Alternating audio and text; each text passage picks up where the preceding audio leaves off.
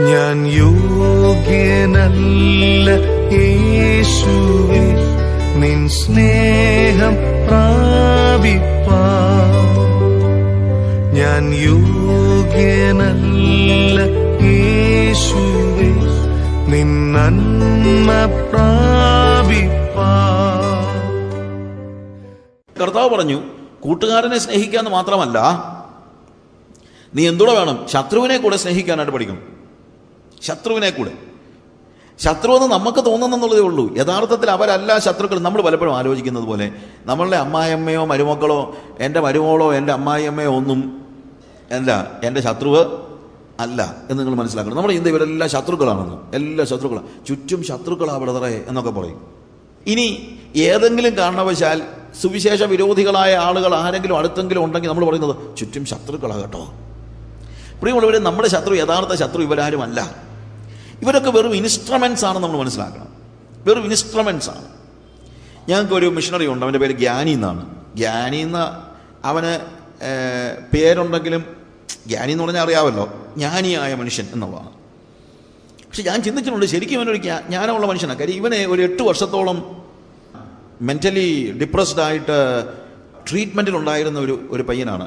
പക്ക നമ്മുടെ നാട്ടിൽ പറഞ്ഞാൽ പ്രാന്തനായിരുന്നു. പക്ഷേ കർത്താവ് അവനെ വിടുവിച്ചു. ഞങ്ങളവനെ ബൈബിൾ സ്കൂളിൽ വിട്ടു. അതിനുശേഷം ഈസ് റണ്ണിങ് എ ചർച്ച്. ആ ചർച്ച് നടക്കുന്നുണ്ട്, ഞാൻ പോയിട്ടുണ്ട്. നമ്മളവിടെ ചർച്ച് പണിതൊക്കെ കൊടുത്തു. അവനോട് ഉള്ള ഒരു പ്രത്യേക സ്നേഹത്തിൻ്റെ അടിസ്ഥാനത്തിൽ അവിടുത്തുകാരനായ വ്യക്തിയാണ്, മധ്യപ്രദേശുകാരനാണ്. അങ്ങനെ ഈ ചർച്ചിൽ ആരാധന നടക്കുന്ന സമയത്ത് നാട്ടുകാരൊക്കെ ഇവനോട് ഭയങ്കര സ്നേഹമാണ്. ഒരു ദിവസം ഇവൻ ആരാധന നടത്തുമ്പോൾ കള്ളു കുടിച്ചാൽ ഒരുത്തൻ വന്നിട്ട് ബഹളം ഉണ്ടാക്കി കഴിഞ്ഞപ്പോൾ എല്ലാവരും കൂടെ ഈ ബഹളം ഉണ്ടാക്കിയവനെ തല്ലാൻ തുടങ്ങി. പാസ്റ്ററെ അല്ല, ആരെ? പാസ്റ്ററെ തല്ലാൻ വന്നവരെ തല്ലാൻ തുടങ്ങിയപ്പോൾ ഇവൻ പറഞ്ഞു, നില്ല, നിങ്ങൾ എന്തു കാണിക്കുന്നത്? നിങ്ങൾ ആരെയാ തല്ലുന്നത്? അല്ല, അവൻ ബഹളം ഉണ്ടാക്കിയില്ലേ, അവൻ പാസ്റ്റർക്കെതിരെ നിന്നില്ലേ? ഈ ജ്ഞാനി പറഞ്ഞ ഒരു വാക്ക്, അവനല്ലെന്ന് എതിര് നിൽക്കുന്നത്, അവനെ ഡ്രൈവ് ചെയ്യുന്ന ഒരു ഡ്രൈവറുണ്ട്, ഒരു ശക്തിയുണ്ട്, അതാ അതിൻ്റെ പ്രശ്നം. എന്നിട്ട് ഇവൻ അവരോട് ചോദിക്കുക, ഒരു ട്രക്കുകാരൻ വന്നൊരു സ്കൂട്ടറുകാരനെ ഇടിച്ചാൽ നിങ്ങൾ ഓടിച്ചെന്ന് ട്രക്കിനിട്ടാണോ തൊഴി കൊടുക്കുന്നത്, അതോ ഡ്രൈവറെ പിടിച്ച് തല്ലുകയാണോ ചെയ്യുന്നത്? നോക്ക്, അവൻ്റെ ചോദ്യം ചോദിച്ചത് മനസ്സിലാക്കണം. അപ്പോൾ അവന് ജ്ഞാനം ഉണ്ടോ ഇല്ലയോ? നമുക്കില്ലാത്ത ജ്ഞാനം ഈ പാവം പിടിച്ച 8 വർഷം ഭ്രാന്തനായിട്ട് കിടന്ന ഹിന്ദിക്കാരന് നമുക്കില്ലാത്ത ജ്ഞാനമുണ്ട്. അവൻ ചോദിച്ച ചോദ്യം ഇതാണ്, ഒരു ട്രക്കുകാരൻ വന്നൊരു സ്കൂട്ടറുകാരനെ ഇടിച്ചാൽ നിങ്ങൾ ട്രക്കിനിട്ട് തൊഴി കൊടുക്കും, അതോ ഡ്രൈവറെ വലിച്ചിറക്കി തല്ലും? വലിച്ചിറക്കി താഴെ ഇറക്കി തല്ലണമെന്നല്ല അതിനകത്ത് അർത്ഥം. ബട്ട് സ്റ്റിൽ അവൻ പറയുന്നത്, ഈ ട്രക്ക് ഡ്രൈവ് ചെയ്യുന്ന ഒരാളുണ്ട്, ആ ഡ്രൈവ് ചെയ്യുന്നവനാണ് യഥാർത്ഥ ശത്രു, അവനാണ് വില്ലൻ. ഇതുപോലെ നമ്മുടെ ജീവിതത്തിൽ സുവിശേഷ വിരോധികൾ എന്നൊക്കെ പറയുന്ന ആളുകളോടൊന്നും നമുക്ക് യാതൊരു ദേഷ്യവും തോന്നാൻ പാടില്ല. കാര്യം അവരാരും നമ്മുടെ ശത്രുക്കളൊന്നും അല്ല. അവരെ ഡ്രൈവ് ചെയ്യുന്ന ഒരു ഫോഴ്സ് ഉണ്ട്, ഒരു ഈവിൾ ഫോഴ്സ് ഉണ്ട്. ആ ഫോഴ്സാണ് നമ്മുടെ ശത്രു. നമ്മുടെ ശത്രു സാത്താനാണ്. ലോകം, ജഡം, പിശാച് നമ്മുടെ ശത്രു. അല്ലാതെ മനുഷ്യരാരും നമ്മുടെ ശത്രുക്കളൊന്നും അല്ല. ശത്രുക്കളെ പോലെ അവർ ഇടപെടുന്നെന്നുള്ളതേ ഉള്ളൂ. അല്ലെങ്കിൽ ശത്രുവിൻ്റെ കയ്യിലെ ആയുധങ്ങൾ മാത്രമാണ് അവർ. അപ്പോൾ ആ ഒരു തിരിച്ചറിവ് ഉണ്ടാകുമ്പോൾ നമുക്ക് ഇവരോട് വാസ്തവം പറഞ്ഞാൽ സഹതാപമേ ഉണ്ടാകത്തുള്ളൂ. ഒരിക്കലും നമുക്ക് എന്തുണ്ടാകത്തില്ല? പകയുണ്ടാകത്തില്ല, ദേഷ്യമുണ്ടാകത്തില്ല എന്ന് നിങ്ങൾ മനസ്സിലാക്കണം. ഇവിടെ കർത്താവ് പറയുന്ന കാര്യം, നിങ്ങൾ ശത്രുക്കളെ സ്നേഹിപ്പിൻ, നിങ്ങളെ ഉപദ്രവിക്കുന്നവർക്ക് വേണ്ടി പ്രാർത്ഥിപ്പിൻ. ഇതുകൊണ്ടാണ് ഞാൻ പറഞ്ഞത്, എനിക്ക് യേശുവിനോടുള്ള സ്നേഹം ഇതാണ്. ഈ വാക്കുകൾ പറഞ്ഞതുകൊണ്ട് മാത്രമല്ല, ശരിക്കും പറഞ്ഞു കഴിഞ്ഞാൽ ഇവിടുത്തെ മത നേതാക്കന്മാരും രാഷ്ട്രീയ നേതാക്കന്മാരും ഒക്കെ പറയുന്നത് യേശുവിൻ്റെ വാക്കുകൾ അതുല്യമാണ്. യെസ്, പക്ഷേ യേശുവിൻ്റെ ഈ വാക്കുകൾ അവൻ ക്രൂശിൽ കിടക്കുമ്പോൾ പോലും പ്രായോഗികമാക്കുകയാണ്. പ്രസംഗിക്കാൻ ആർക്കാ സഹോദരങ്ങളെ വയ്യാത്തത്? പ്രതിസന്ധി ഉണ്ടാകുമ്പോഴല്ലേ നമ്മൾ പ്രസംഗിക്കുന്ന കാര്യങ്ങൾ പ്രയോഗത്തിൽ വരുത്താൻ നമുക്ക് കഴിയുന്നുണ്ടോ ഇല്ലയോ എന്നുള്ളത് അറിയുന്നത്, അല്ലേ? അല്ലെങ്കിൽ ആ പ്രതിസന്ധിയിൽ മാത്രമാണ്. ഞാനൊരു സ്റ്റോറി ഇങ്ങനെ കേട്ടിട്ടുണ്ട്. ഒരു അമ്മച്ചി ചെറുപ്പക്കാരായ കുറച്ച് പിള്ളേരെ എല്ലാം കണ്ടപ്പോഴത്തേക്ക് സഭയെ തന്നെ പറഞ്ഞു, മക്കളെ, ഞാൻ 20 വർഷമായിട്ട് രോഗശാന്തി വിശ്വാസത്തിലാണ്, ഇതുവരെയും മരുന്ന് കഴിച്ചിട്ടില്ല. കഴിഞ്ഞ 20 വർഷമായി ഞാൻ ദൈവസന്നിധിയിൽ തീരുമാനമെടുത്ത മരുന്ന് കഴിക്കത്തില്ല, ഇതുവരെയും മരുന്ന് കഴിച്ചിട്ടില്ല. വിശ്വാസത്തിൽ പിടിച്ചു നിൽക്കാൻ കർത്താവ് സഹായിച്ചു. എൻ്റെ പിള്ളേർ ചോദിച്ചു, അമ്മച്ചി ഇതിനിടയ്ക്ക് രോഗം വല്ലതും വന്നിട്ടുണ്ടോ? ദൈവകൃപയാൽ കുഞ്ഞുങ്ങളെ ഇതുവരെയും എനിക്കൊരു രോഗവും വന്നിട്ടില്ല. ഞാൻ പറഞ്ഞ മനസ്സിലായോ? മരുന്ന് കഴിക്കുവോ ഇല്ലയോ എന്നുള്ളത് അറിയേണ്ടത് എപ്പോഴാ? രോഗം വരുമ്പോഴല്ലേ. പ്രതിസന്ധി ഉണ്ടാകുമ്പോഴല്ലേ നമ്മൾ പറയുന്ന വീമ്പിളക്കുന്ന കാര്യങ്ങൾ വല്ലതും നടക്കുമോ ഇല്ലയോ എന്ന് അറിയത്തുള്ളൂ. അല്ലാതെ വല്ലതും അറിയുന്നുണ്ടോ? നമുക്ക് വീമ്പിളക്കി പ്രസംഗിക്കാനൊക്കെ വളരെ എളുപ്പമാണ്. പക്ഷേ ഈ പറയുന്ന സാഹചര്യത്തിലൂടെ നമ്മൾ കടന്നു പോകുമ്പോഴാണ് നമുക്ക് യഥാർത്ഥത്തിൽ കർത്താവിനെ നമ്മൾ പറയുന്നത് അനുസരിച്ച് ഫോളോ ചെയ്യാൻ കഴിയുന്നുണ്ടോ ഇല്ലയോ എന്നുള്ളത് അറിയുന്നത്. ശരിക്കും പറഞ്ഞാൽ അതൊരു ടെസ്റ്റാണ്. നമ്മുടെ ജീവിതത്തിലെ പ്രതിസന്ധികളിൽ നമ്മൾ എങ്ങനെ ഇടപെടുന്നു എന്നുള്ളത് അറിയാൻ നമുക്ക് ദൈവം നൽകുന്നൊരു അവസരമാണ്. കർത്താവിനോട് നമ്മുടെ സ്നേഹത്തെ നമുക്ക് ടെസ്റ്റ് ചെയ്യുകയാണ്. ആ ടെസ്റ്റുകൾക്ക് വേണ്ടി നമ്മൾ കർത്താവിന് സ്തോത്രം ചെയ്യണം. കാര്യം വെറുതെ വർത്തമാനം പറയുക അല്ല. അങ്ങനൊരു സാഹചര്യത്തിലൂടെ കടന്നു പോകുമ്പോൾ എനിക്ക് ദൈവം അങ്ങനൊരു അവസ്ഥ തരുന്നല്ലോ എന്നോർത്ത് നമുക്ക് കർത്താവിനെ സ്തുതിക്കാനായിട്ട് കഴിയും. പ്രിയമുള്ളവരെ, അതുകൊണ്ടാണ് ഞാൻ പറഞ്ഞത്, യേശു കർത്താവിനോട് എനിക്കുള്ള സ്നേഹവും ബഹുമാനവും അധീകരിക്കുന്നത് എപ്പോഴാണ്? അവൻ ഗിരിപ്രഭാഷണത്തിൽ നിങ്ങളെ ഉപദ്രവിക്കുന്നവർക്ക് വേണ്ടി പ്രാർത്ഥിപ്പീൻ എന്ന് പറഞ്ഞപ്പോഴല്ല, പ്രത്യുത അവൻ്റെ കൈകളിൽ ആണിയടിച്ച്, കാലുകളിൽ ആണിയടിച്ച്, അവൻ്റെ തലയിൽ മുൾക്കിരീടം വെച്ച് ക്രൂശിൽ വേദന അനുഭവിക്കുമ്പോൾ തന്നെ ക്രൂശിച്ചവർക്ക് വേണ്ടി മധ്യസ്ഥത അണയ്ക്കുവാൻ അവൻ തയ്യാറായത് കൊണ്ടാണ് അവൻ്റെ വാക്കുകൾ പ്രസക്തമാകുന്നത്. അതാണ് അതുകൊണ്ടാണ് ഞാൻ പറഞ്ഞത്, അവനവൻ്റെ വാക്കുകളെ അവൻ്റെ രക്തം കൊണ്ട് മുദ്രയിടുകയായിരുന്നുവെന്ന്. നമ്മുടെ ജീവിതത്തിലും നമ്മുടെ വാക്കുകൾ നമ്മുടെ ജീവിതം കൊണ്ട് മുദ്രയിടപ്പെടേണ്ടത് ആവശ്യമാണ്. അത് പ്രൂവ് ചെയ്യാനായിട്ട് ദൈവം നമുക്കൊരു അവസരം തരേണ്ടതിന് വേണ്ടി നമ്മൾ പ്രാർത്ഥിക്കുക. പലപ്പോഴും നമ്മുടെ അനുസരണം തെളിയിക്കപ്പെടുന്നത്, ഞാൻ ഈ അടുത്ത സമയത്തും ഒരു സ്ഥലത്ത് പറഞ്ഞപ്പോൾ ഉദാഹരണം പറഞ്ഞു. ഈവൻ ഐ തിങ്ക് യേശുവിൻ്റെ പ്രലോഭനങ്ങളെക്കുറിച്ച് പഠിപ്പിച്ച ആ ഒരു ക്ലാസ്സിൽ തൊടുപുഴ വെച്ച് നടന്ന ഒരു മീറ്റിങ്ങിൽ വെച്ചാണ് ഞാൻ പറഞ്ഞൊരു കാര്യമുണ്ട്. അനുസരണം തെളിയിക്കപ്പെടുന്നത് സമൃദ്ധിയുടെ സന്ദർഭങ്ങളിലല്ല, പ്രതിസന്ധികളുടെ സമയങ്ങളിലാണ്. എൻ്റെ മോൻ എന്നെ അനുസരിക്കുന്നുണ്ടോ ഇല്ലയോ എന്നുള്ളത് ഞാൻ എങ്ങനെയാണ് അറിയുന്നത്? എൻ്റെ മകൻ എന്നെ അനുസരിക്കുന്നുണ്ടോ ഇല്ലയോ എന്നുള്ളത് എങ്ങനെയാണ് അറിയുന്നത്? ഞാൻ അവനോട് മോനെ വാടാ വന്ന് ഐസ്ക്രീം കഴിക്കടാ എന്ന് പറയുമ്പോൾ ഓടി വന്ന് ഐസ്ക്രീം കഴിക്കുമ്പോഴല്ല അവൻ അനുസരണമുള്ളവനാണെന്ന് അറിയുന്നത്. നിങ്ങൾ അതിൽ പറയുമോ, എൻ്റെ മോനുണ്ടല്ലോ അവൻ എന്നോ അനുസരണമാണെന്നറിയാമോ, ഞാൻ എപ്പോഴവനോട് ഐസ്ക്രീം കഴിക്കാൻ പറഞ്ഞാലും യാതൊരു മടിയും കൂടാതെ അവൻ ഓടി വന്ന് ഐസ്ക്രീം കഴിക്കും. ഓ, എന്തൊരു അനുസരണമുള്ള മകൻ എന്ന് പറയാൻ പറ്റുമോ? ഇല്ല. എന്നാൽ നമുക്ക് അസുഖമായി കിടക്കുമ്പോൾ നമ്മൾ അവനോട് പറയുകയാണ്, മോനെ ഇന്ന കാര്യങ്ങൾ ചെയ്യുക, ഇന്ന കാര്യങ്ങൾ ചെയ്യുക, നീ ഇന്ന സ്ഥലത്ത് പോയിട്ട് വാ, നീ കളിക്കുന്നത് നിർത്ത്, നീ TV കാണുന്നത് നിർത്ത്, എന്നിട്ട് നമുക്ക് ഒത്തിരി പണിയുണ്ട് എന്ന് പറഞ്ഞ് അവൻ ഇഷ്ടമുള്ളതൊക്കെയും നിഷേധിച്ച് അവന് സ്വാഭാവികമായി ചെയ്യാൻ കഴിയുന്നതിനപ്പുറത്തുള്ള ജോലിഭാരം അവൻ്റെ തലയിലോട്ട് വെച്ച് കൊടുത്തിട്ട് അവൻ അനുസരിച്ചാലേ നമുക്ക് പറയാൻ പറ്റുള്ളൂ എന്ത്, അവൻ അനുസരണമുള്ള വ്യക്തിയാണെന്ന്. ശരിയല്ല ഞാൻ പറയുന്നത്? ഇതുപോലെ ദൈവം നമുക്ക് നൽകുന്ന സമൃദ്ധിയുടെ അവസരത്തിൽ അവനെ പിൻപറ്റുന്നത് കൊണ്ട് നാം അനുസരണമുള്ളവരാണെന്ന് പറയാൻ നമുക്ക് കഴിയത്തില്ല. പ്രത്യുത നമ്മുടെ ജീവിതത്തിൽ നമ്മൾ പ്രതീക്ഷിക്കാത്ത ജീവിത നിലവാരങ്ങളിലൂടെ, പ്രതിസന്ധികളിലൂടെ, പ്രയാസങ്ങളിലൂടെ, കഷ്ടങ്ങളിലൂടെ, ദുരിതങ്ങളിലൂടെ, അപമാനങ്ങളിലൂടെ നമ്മൾ അപമാനിക്കപ്പെടുമ്പോൾ, നമുക്കെതിരെ ആളുകൾ കള്ളക്കഥകൾ ഉണ്ടാക്കുമ്പോൾ, നമുക്കെതിരെ ആളുകൾ മറ്റുള്ളവരുമായി കൂട്ടുകെട്ടുണ്ടാക്കുമ്പോൾ, നമ്മളെ നശിപ്പിക്കേണ്ടതിന് നമ്മുടെ മുമ്പിൽ പതിയിരിക്കുമ്പോൾ, അപ്പോഴാണ് നമ്മൾ കർത്താവിൽ സന്തോഷിക്കുന്നുണ്ടോ എന്നുള്ളത് നമുക്ക് തിരിച്ചറിയാനൊരു സാഹചര്യം ഉണ്ടാകും. നിങ്ങളെ ഉപദ്രവിക്കുന്നവർക്ക് വേണ്ടി പ്രാർത്ഥിപ്പിൻ. അങ്ങനെ ഒരു സന്ദർഭത്തിൽ നമ്മൾ അവർക്ക് വേണ്ടി പ്രാർത്ഥിക്കാൻ കഴിയുമോ? നമ്മൾ പലപ്പോഴും പ്രാർത്ഥിക്കുമ്പോൾ നിങ്ങളൊന്ന് ആലോചിച്ച് നോക്കിയാൽ, നിങ്ങളുടെ പ്രാർത്ഥനാ ലിസ്റ്റിലുള്ള ആളുകളുടെ പേരൊന്ന് ആലോചിച്ച് നോക്കിക്കഴിഞ്ഞാൽ അവരെല്ലാവരും നിങ്ങൾക്ക് പ്രിയപ്പെട്ടവരാണ് അല്ലേ? നോക്കൂ, പ്രാർത്ഥനാ ലിസ്റ്റ് ഉള്ളവരുടെ കാര്യമാണ് ഞാൻ പറയുന്നത്. പ്രാർത്ഥനാ ലിസ്റ്റ് ഉണ്ടെങ്കിൽ നിങ്ങൾക്ക് എഴുതി ഉണ്ടാക്കിയില്ലെങ്കിലും പ്രശ്നമൊന്നുമില്ല. പക്ഷേ നമ്മൾക്ക് ബലഹീനരായതുകൊണ്ട് ഒരു പക്ഷേ ഒരു പ്രാർത്ഥനാ ലിസ്റ്റ് എഴുതി ഉണ്ടാക്കിയാലും കുഴപ്പമൊന്നുമില്ല. അങ്ങനെ ഒരു പ്രാർത്ഥനാ ലിസ്റ്റ് എഴുതി ഉണ്ടാക്കിയാൽ അതിനകത്ത് നമ്മൾ പേര് ചേർക്കുന്നത് ആരെയൊക്കെ ആയിരിക്കും? നമുക്കിഷ്ടമുള്ളവരും നമ്മളുടെ കൂടെ നിൽക്കുന്നവരും നമുക്ക് തോന്നുന്നവരും നമ്മളെ സഹായിച്ചവരും സഹായിച്ചിട്ടുള്ളവരും സഹായിക്കാൻ സാധ്യതയുള്ളവരുമായ ആളുകളെ, നമ്മളെ സ്നേഹിക്കുന്ന ആളുകളെ. മനുഷ്യൻ്റെ ഒരു പ്രത്യേകതയാണ്, മാൻ ഓൾവേസ് ലവ് ദ ലവബിൾ. മനുഷ്യൻ എപ്പോഴും സ്നേഹിക്കാൻ കൊള്ളാവുന്നതിനെ സ്നേഹിക്കുന്നു. ശത്രുക്കളെ സ്നേഹിക്കാൻ നമുക്ക് ബുദ്ധിമുട്ടാണ്. നമ്മൾ ഉപദ്രവിക്കുന്നവർക്ക് വേണ്ടി പ്രാർത്ഥിക്കുവാൻ നമുക്ക് പ്രയാസമാണെന്നല്ല, പലപ്പോഴും അസാധ്യമാണ്. പക്ഷേ യേശുക്രിസ്തുവിൻ്റെ ക്രൂശ് നമ്മളിലേക്ക് നൽകുന്ന സന്ദേശം അതാണ്, നിങ്ങളെ ഉപദ്രവിക്കുന്നവർക്ക് വേണ്ടി പ്രാർത്ഥിപ്പീൻ. പഴയ നിയമത്തിൽ അങ്ങനെ ഉണ്ടായിരുന്നില്ല. ഹാബേലിൻ്റെ രക്തത്തെക്കുറിച്ച് പറയുമ്പോൾ ഹാബേലിൻ്റെ രക്തത്തെക്കാൾ ഗുണകരമായി സംസാരിക്കുന്ന പുണ്യാഹ രക്തത്തിൻ്റെ അടുത്തത്ര നമ്മൾ വന്നിരിക്കുന്നത് ഇബ്രായ ലേഖനകാരൻ പറയുമ്പോൾ എന്താണ് അതിൻ്റെ അർത്ഥം? ഹാബേൽ കയീനാൽ വധിക്കപ്പെട്ട് കഴിഞ്ഞപ്പോൾ ഹാബേൽ പ്രാർത്ഥിച്ച് കാണുകയില്ല, കർത്താവെ എൻ്റെ സഹോദരനോട് ക്ഷമിക്കണമേ എന്നവൻ പ്രാർത്ഥിച്ച് കാണുകയില്ല. കർത്താവെ നീ ഇത് കാണുന്നില്ല എന്നായിരിക്കും അവൻ ചോദിച്ചത്. അതാണ് യേശുക്രിസ്തുവിൻ്റെ രക്തത്തിൻ്റെ പ്രത്യേകത. ഹാബേലിൻ്റെ രക്തത്തേക്കാൾ ഗുണകരമായി സംസാരിക്കുന്ന പുണ്യാഹ രക്തം. നമ്മൾ ഹാബേലിൻ്റെ രക്തത്തിൻ്റെ അടുത്തല്ല വന്നിരിക്കുന്നത്, ആരുടെ രക്തത്തിനടുത്താണ്? ഹാബേലിൻ്റെ രക്തത്തേക്കാൾ ഗുണകരമായി സംസാരിക്കുന്ന പുണ്യാഹ രക്തത്തിൻ്റെ അടുത്താണ് നമ്മൾ വന്നിരിക്കുന്നത്. അതുകൊണ്ട് നമ്മുടെ ജീവിതത്തെ രൂപാന്തരപ്പെടുത്തുന്നതും നമ്മുടെ ജീവിതത്തെ പണിയുന്നതും ഹാബേലിൻ്റെ ചിന്തകളല്ല, ഹാബേലിൻ്റെ ജീവിതമല്ല, ഹാബേലിൻ്റെ വാക്കുകളല്ല, പ്രത്യുത ആരുടെ വാക്കുകളാണ്? ഉപദ്രവിക്കുന്നവർക്ക് വേണ്ടി പ്രാർത്ഥിക്കുന്നവനായ നമ്മുടെ കർത്താവിൻ്റെ വാക്കുകൾ.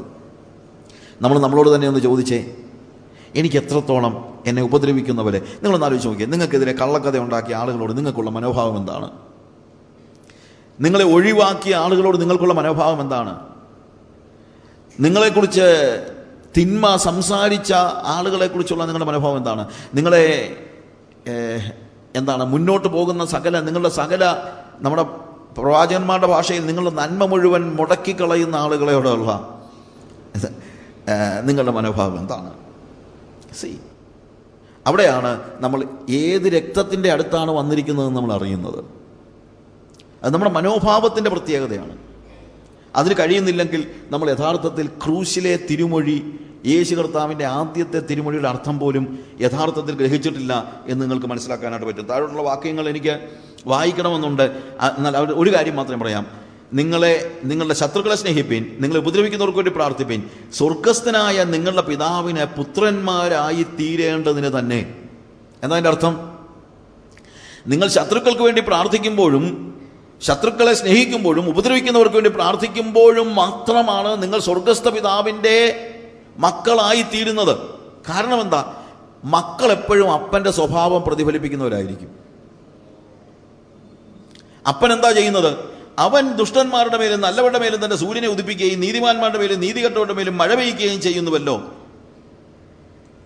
നിങ്ങൾക്ക് നിങ്ങളുടെ സ്വർഗസ്ഥ പിതാവിൻ്റെ മകനാകണമെങ്കിൽ അപ്പൻ എന്തോ ചെയ്യുന്നോ അത് ചെയ്യണം. അവൻ എന്ത് ചെയ്യുന്നു? ദുഷ്ടന്മാരുടെ മേലും നീതികെട്ടവരുടെ മേലും നീതിമാന്മാരുടെ മേലും നല്ലവരുടെ മേലും എല്ലാം മഞ്ഞും മഴയും സൂര്യനെയും കൊടുക്കുന്നവനാണ്. അവൻ ഒരു നിരീശ്വരവാദിയെ പോലും ഭൗതിക നന്മകളിൽ നിന്ന് മാറ്റി നിർത്തിയിട്ടില്ല. ദൈവത്തെ നിഷേധിക്കും, ദൈവം ഇല്ലെന്ന് പറയുന്ന ഒരുത്തനെ കർത്താവ് വന്ന് ഇടിവെട്ടിച്ചു വല്ലതും കൊല്ലുന്നുണ്ടോ? ഇല്ലല്ലോ. അവൻ ദൈവത്തെ നിഷേധിച്ചു, എന്നെ നിഷേധിച്ചു, അവനിവിടെ ജീവിക്കണം എന്നിനെ പറയുന്നുണ്ടോ? ഇല്ല. ദൈവം അവരെ എല്ലാവരെയും സ്നേഹിക്കുന്നു. ജാതി, മതം, ധനം, സ്വഭാവം ഇവയെപ്പോലും നോക്കാതെ ദൈവം അവരെ സ്നേഹിക്കുന്നു. അതതിനകത്ത് ഏറ്റവും വലിയ തമാശ. നമ്മളൊക്കെ ചിലപ്പോൾ ജാതിയും മതമൊക്കെ നോക്കാതൊക്കെ പ്രയാസമാണ്. എന്നാലും മാക്സിമം നമ്മളോട് ഞങ്ങൾ ജാതിയും മതവും ഒന്നും നോക്കുന്നില്ല ബ്രദറെ എന്നൊക്കെ പറയും. പക്ഷെ ജാതിയും മതം നോക്കുന്നില്ലെങ്കിലും സ്വഭാവം നോക്കിയാണ് നമ്മൾ ആളുകളെ സ്നേഹിക്കുന്നത്. പക്ഷെ ഇവിടെ അതല്ല. സ്വർഗസ്ഥ പിതാവ് എന്തും ചെയ്യുന്നില്ല, സ്വഭാവം പോലും നോക്കാതെ അവൻ എന്ത് ചെയ്യുന്നു? അവൻ ദുഷ്ടന്മാരുടെ മേലും നല്ലവരുടെ മേലും തന്റെ സൂര്യനെ ഉദിപ്പിക്കുകയും നീതിമാന്റെ മേലും നീതികെട്ടവരുടെ മേലും മഴ പെയ്യുകയും ചെയ്യുന്നുവല്ലോ. നിങ്ങൾ സ്നേഹിക്കുന്നവരെ സ്നേഹിച്ചാൽ നിങ്ങൾക്ക് എന്ത് പ്രയോജനം? ജാതികളും അങ്ങനെ തന്നെ ചെയ്യുന്നുവല്ലോ. നമ്മൾ പലപ്പോഴും ചിന്തിക്കുന്നത് പോലെ ദൈവമക്കൾ തമ്മിലുള്ള സ്നേഹം എന്നൊക്കെ നമ്മൾ പറയുന്നതെന്ന് അറിയാമോ? വല്ലപ്പോഴും അങ്ങോട്ടും ഇങ്ങോട്ടും ഊണിന് പോകുന്നു, വിളിക്കുന്നു, ചിലപ്പം വണ്ടിയിൽ യോഗത്തിന് കൊണ്ടുപോകുന്നു, തിരിച്ചു കൊണ്ടുവരുന്നു. നമ്മൾ പറയും, ഓഹ് എന്തൊരു ദൈവസ്നേഹമാണ്, അവരുടെ വണ്ടിയിൽ എന്നെയും കൂടെ കയറ്റിക്കൊണ്ട് പോകുന്നു, എന്തൊരു ദൈവസ്നേഹമാണ്. ഇതൊക്കെ റോട്ടറി ക്ലബ്ബിലും ചെയ്യുന്ന കാര്യങ്ങളാണ് നിങ്ങൾ മനസ്സിലാക്കുന്നത്. ഇതൊക്കെ സഭയെ മാത്രമൊന്നുമല്ല, ഇതിനേക്കാൾ കൂടുതൽ ലയൺസ് ക്ലബ്ബിലും റോട്ടറി ക്ലബ്ബിലും എല്ലാം സ്നേഹം കാണിക്കുന്നുണ്ട്. അതൊരു ഹ്യൂമൻ ലവ് എന്നുള്ളതേ ഉള്ളൂ. അതൊന്നും ദൈവിക സ്നേഹമൊന്നുമല്ല. ദൈവിക സ്നേഹം എന്ന് പറയുന്നത് ശത്രുക്കളെ സ്നേഹിക്കുന്നതാണ്. ബാക്കിയുള്ളതൊരു ഹ്യൂമൻ ലവാണ്, ഒരു ഹ്യൂമൻ ലവ്. അതിനകത്ത് ദൈവികത ഉണ്ടോ? ദൈവിക സ്നേഹമെന്ന് നമുക്ക് സ്പെസിഫിക് ആയിട്ട് തിരിച്ചറിയണമെങ്കിൽ അവരെ സ്നേഹിക്കുന്നത് പോലെ തന്നെ എല്ലാവരെയും ഒരുപോലെ സ്നേഹിക്കാൻ കഴിയുന്ന ഒരവസ്ഥ, എല്ലാവരെയും.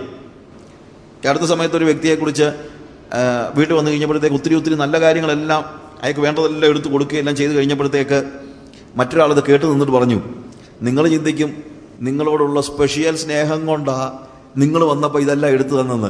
ഈ പുള്ളിക്കാരി അങ്ങനൊന്നുമല്ല, ആര് വന്നാലും ഇങ്ങനെ തന്നെയാണെന്ന്. അതായത് മറ്റേ ആൾ ചിന്തിച്ചു, ഓ എന്നോട് എന്തൊരു സ്നേഹമാണ്, അതുകൊണ്ട് മാത്രമാ എനിക്കിതെല്ലാം തന്നത്. ഉടനെ അടുത്ത നാൾ പറയാ, നിങ്ങൾ ചിന്തിക്കേണ്ട നിങ്ങളോടുള്ള സ്പെഷ്യൽ സ്നേഹം കൊണ്ടാണെന്ന്. ആര് വന്നാലും ഈ പുള്ളിക്കാരി അങ്ങനെ തന്നെയാണെന്ന്, എല്ലാം എടുത്തു കൊടുക്കുമെന്ന്. പക്ഷെ അതാണ് വാസ്തവത്തിൽ എന്ത്? ദൈവത്തിൻ്റെ സ്നേഹം എന്ന് പറയുന്നത്. അതായത് ചിലർക്ക് കൊടുക്കുകയും ചിലർക്ക് കൊടുക്കാതിരിക്കുകയും ചെയ്യുന്നതല്ല. സ്വർഗസ്ഥ പിതാവിൻ്റെ പ്രത്യേകത, അവൻ ദുഷ്ടന്മാരുടെ മേലും നീതികെട്ടവരുടെ മേലും ഒരുപോലെ തൻ്റെ സൂര്യനെ ഉദിപ്പിക്കുന്നു. ഒരു യഥാർത്ഥ ദൈവപൈതൽ സ്വർഗസ്ഥ പിതാവിൻ്റെ മകനാകുന്നത് എപ്പോഴാണെന്ന് ചോദിച്ചാൽ, നല്ലവരുടെ മേലും നീതികെട്ടവരുടെ മേലും, എന്നെ സ്നേഹിക്കുന്നവരുടെ മേലും എന്നെ വെറുക്കുന്നവരുടെ മേലും എന്നെ ഉപദ്രവിക്കുന്നവരുടെ മേലും ഒരുപോലെ നമ്മുടെ പ്രകാശം, നീതി സൂര്യനെ ഉദിപ്പിക്കുമ്പോൾ, അല്ലെങ്കിൽ പ്രകാശം പരത്തുമ്പോൾ, എല്ലാവരെയും ഒരുപോലെ സ്നേഹിക്കുമ്പോൾ, അപ്പോഴാണ് വാസ്തവത്തിൽ നമുക്ക് ആരായിത്തീരാൻ പറ്റുന്നത്, നമ്മുടെ സ്വർഗസ്ഥ പിതാവിൻ്റെ പുത്രന്മാർ ആയിത്തീരുവാൻ കഴിയുന്നത്. നിങ്ങളുടെ പിതാവ് സൽഗുണപൂർണനായിരിക്കുന്നത് പോലെ നിങ്ങളും സൽഗുണപൂർണരാകുവീൻ. അതെവിടെ അറിയുന്നത്? കർത്താവിൻ്റെ സൽഗുണപൂർണത നമ്മൾ വെളിവാകുന്നത് അവൻ്റെ സ്നേഹത്തിലാണ്. കാര്യം ഈ പശ്ചാത്തലം അതാണ്, സ്നേഹത്തിലാണ്. അവനെപ്പോലെ സൽഗുണപൂർണരാകുവാനുള്ള മാർഗം എന്താണെന്നറിയാമോ? സ്നേഹത്തിൽ മുതിർന്നു വരുമ്പോഴാണ് നമ്മൾ സ്വർഗസ്ഥ പിതാവിനോട് അനുരൂപരാകുന്നത്. ബാക്കി ഒരു കാര്യത്തിനുമല്ല, സ്നേഹത്തിൽ. If you can love people without any discrimination, you are certainly growing into the perfection of your heavenly Father. Discrimination ഇല്ലാതെ, വ്യത്യാസമില്ലാതെ എല്ലാവരെയും ഒരുപോലെ സ്നേഹിക്കാൻ കഴിയുന്നുവെങ്കിൽ മാത്രമാണ് നിങ്ങൾ സ്വർഗസ്ഥ പിതാവിൻ്റെ പെർഫെക്ഷനിലേക്ക്, നിങ്ങളുടെ പിതാവ് സൽഗുണപൂർണനായിരിക്കുന്നത് പോലെ നിങ്ങളും സൽഗുണപൂർണരാകുവിൻ. സൽഗുണപൂർണതയിലേക്ക് നയിക്കപ്പെടുന്നത് എപ്പോഴാണ്? when we start loving without discrimination. പ്രിയമുള്ളവരെ, ഈ വാക്കുകൾ കേൾക്കുമ്പോൾ നമ്മുടെ മീറ്റിങ്ങുകൾക്കൊക്കെ ഒരു പ്രശ്നമുണ്ട്. ഏറ്റവും ഒടുവിൽ മാത്രം ചില ഇമോഷണൽ കാര്യങ്ങൾ പറഞ്ഞ ആളുകളെ ഇളക്കുന്ന ഒരു പതിവ് നമുക്ക് പലപ്പോഴും ഉണ്ട്. പക്ഷേ ദൈവവചനം ശ്രദ്ധിക്കുമ്പോൾ അങ്ങനല്ല, ദൈവവചനം വായിക്കുമ്പോഴും അങ്ങനല്ല. അതിൻ്റെ ഓരോ വാക്കുകളിലും നമ്മളെ രൂപാന്തരപ്പെടുത്തുവാനുള്ള എന്താ ഉളി, ചിസ്ലിങ് എന്താ നമ്മൾ പറയുന്നത്, അതിന് എന്താ ഉളിയാണ്? കൊത്തുളി. നമ്മളെ രൂപാന്തരപ്പെടുത്തുന്ന കൊത്തുളി ഓരോ വേദപുസ്തക വാക്കുകളിലും കർത്താവ് വെച്ചിരിക്കുകയാണ്. അതുകൊണ്ട് നമ്മൾ പഠിക്കുന്ന ഓരോ ഭാഗങ്ങളിലും നമ്മളെ രൂപാന്തരപ്പെടുത്തുന്ന, നമ്മളെ കൊത്തിപ്പണിയുന്ന, കൊത്തുളി എന്ന് പറയുമ്പോൾ അതാണല്ലോ അർത്ഥമാക്കുന്നത്. ഒരു പ്രതിമ നിർമ്മിക്കുന്ന ഒരു വ്യക്തി എന്ത് ചെയ്യുന്നു? അവൻ്റെ കൊത്തുളി കൊണ്ട് രൂപം വരുത്തുന്നത് പോലെ നമ്മുടെ കർത്താവായ യേശുക്രിസ്തുവിൻ്റെ സ്വരൂപത്തിന് അനുരൂപരാകുവാൻ ദൈവം നമുക്ക് വേണ്ടി ഒരുക്കിയിരിക്കുന്ന കൊത്തുളികളാണ് അവൻ്റെ വചനമൊക്കെ. നമ്മളെ ചിസിൽ ചെയ്ത് കളയാൻ, അവൻ്റെ സ്വഭാവത്തോട് അനുയോജ്യമല്ലാത്തതിനെല്ലാം ചെത്തിക്കളയാനായിട്ട് അവൻ ഒരുക്കി വച്ചിരിക്കുന്നു.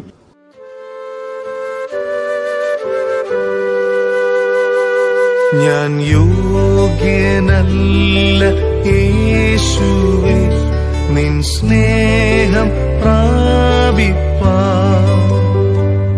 ഞാൻ യോഗ്യനല്ല യേശുവേ നിൻ നന്മ പ്രാപിപ്പാൻ. എങ്കിലും നീ സ്നേഹിച്ചു, എങ്കിലും നീ മാനിച്ചു, എങ്കിലും നീ സ്നേഹിച്ചു, എങ്കിലും നീ മാനിച്ചു. ഇത്ര നല്ല സ്നേഹമേ നന്ദിയോടെ വാഴ്ത്തും ഞാൻ. ഇത്ര നല്ല സ്നേഹമേ നന്ദിയോടെ വാഴ്ത്തും ഞാൻ.